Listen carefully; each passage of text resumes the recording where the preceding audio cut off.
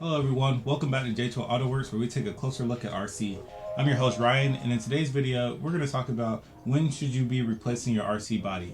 We're going to get into it right after this.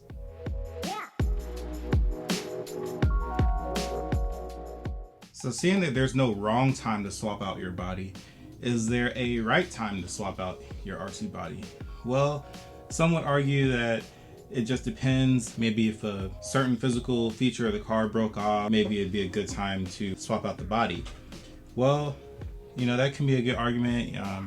But the thing is, though, is sometimes you can repair it a little bit, you know, with this kind of aluminum sort of tape here.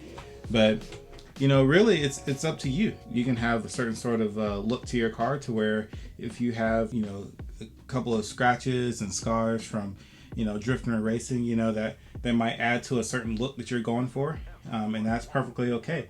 And that is an example of why it'd be fine to keep the body or keep the chassis the way that you see fit. I will say that the only time I would recommend just straight up getting a new chassis or a new body rather is when it can no longer support itself, which means that if the integrity of the car itself is broken, in a way that maybe you can't use the post up here anymore, or the holes are elongated to where it moves, it rattles up and down, maybe starts to flap while you're trying to drive it, then I'd recommend go ahead and switching it out.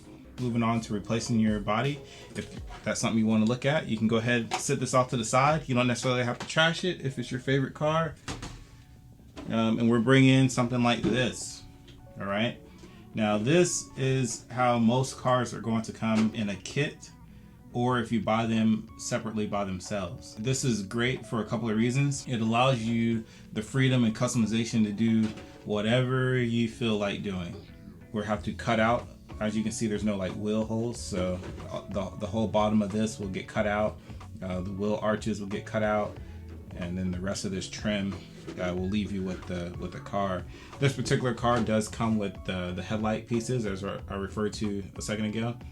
So if you wanted to run a real light, real LED or something like that, then these are the cutouts for those. So cut those out, insert them in the back on the inside of the car here, and you'll be good to go. As far as getting this thing totally ready, after you paint it or after you cut it out, tape it up, paint whatever you want painted, and untape it, there is a it looks kind of dull, right? It doesn't look shiny like a car. There's like a film completely over this that you're gonna have to unpeel. It will kind of expose the clear coat sort of thing. Obviously the real plastic piece underneath, but it becomes really glossy, and it's a really cool, satisfying experience after you've taken the time to paint your car and get it looking, you know, whatever cool color that you're looking for.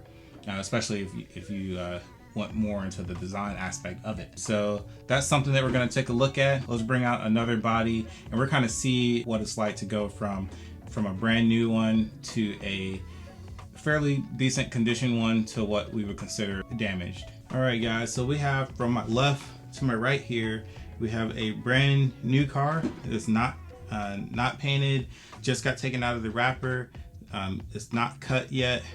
It does have the holes for your body posts already kind of pre-made in there, but outside of that, this body is completely untouched, fresh and brand new. Now this body here, this body I've had for a while, has been raced, but it's structurally sound. There's nothing, there's a little crack here, right here in the front. I could potentially put a piece of tape on that, but it's fine. There's no tape on this particular body anywhere. Let me know what you guys think. Should I get a new one? I really like this paint scheme. Maybe make a brand new one. So let me know if that's something that you guys are maybe want to see, recreating a older car, bringing some new life into it. So there we go. We have this one, and then we have what I would consider the one to be damaged. Now, like I said, it's not completely useless, but there is heavy damage.